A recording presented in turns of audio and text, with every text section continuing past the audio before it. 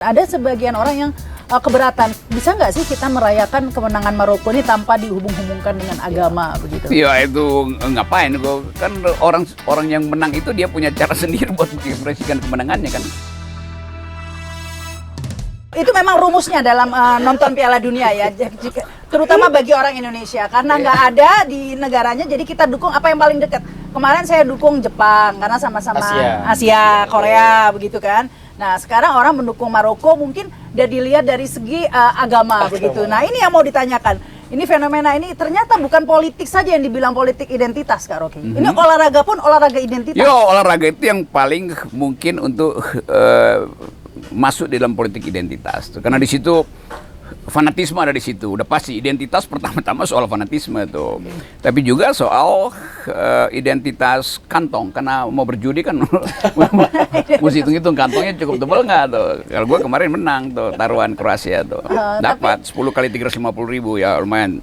Tapi kan Kak Rocky ini beda sendiri ya, memang alasannya sepatu. Tapi pada umumnya, ini kita bicara orang Indonesia pada umumnya begitu ya, nggak soal sepatu biasanya ya, ngomongin selalu dihubung-hubungkan agama lah, pokoknya kan katanya sama pokoknya identitas agama begitu ya. Ya biasa aja, orang Manado sama Ambon itu kemarin berdoa untuk kemenangan Orange, kemenangan Belanda, karena ada asosiasi kultural antara Indonesia Timur dengan Belanda. Orang Manado berbicara, banyak nenek-nenek saya di Minahasa itu masih pakai bahasa Belanda tuh. Apalagi kalau Natalan itu pasti saling bercakap-cakap pakai Belanda. Ambon juga begitu tuh. Jadi itu identitas yang terkait peristiwa sejarah tuh. Nah kalau itu kok berdoa, ya orang mesti tahu bahwa Manado itu dekat sekali dengan tradisi Belanda. Makanannya banyak yang diajarin orang Belanda tuh.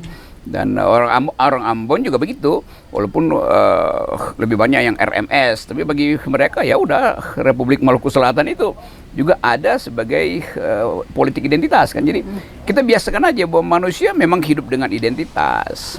Karena kan kadang-kadang ini ya banyak yang merasa nggak keberatan ini Kak Rocky melihat, karena kan ketika Maroko menangan selalu tuh sujud syukur begitu kan. Semua posting selalu dengan captionnya bisa Allahu Akbar gitu. Al-Fatihah.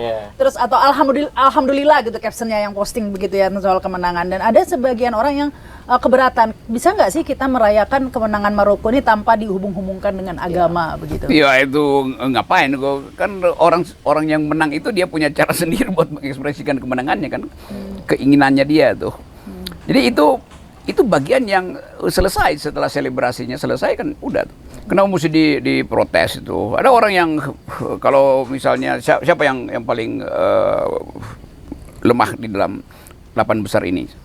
Siapa Sultan yang Maroko sih sebenarnya. Maroko itu coba, tapi underdognya Maroko. Itu. Tapi orang melihat bahwa ini sebetulnya battle antara selatan dan utara kan.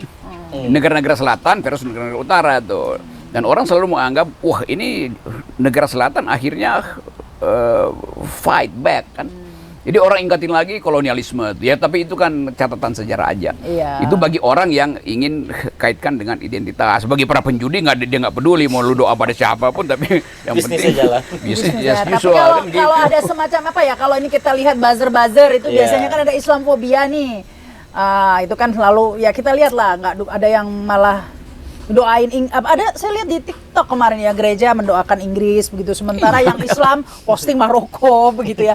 Jadi kayak jadinya ke agama gitu, olahraga tapi ke agama. Tapi itu kan bukan dalam pengertian keimanan orang itu melekat dengan siapa yang menang di lapangan bola kan. Nggak mungkin kan iman itu adalah bola bulat, iman nggak bulat. Kalau iman bulat, iman bisa disepak-sepak dong. Kan?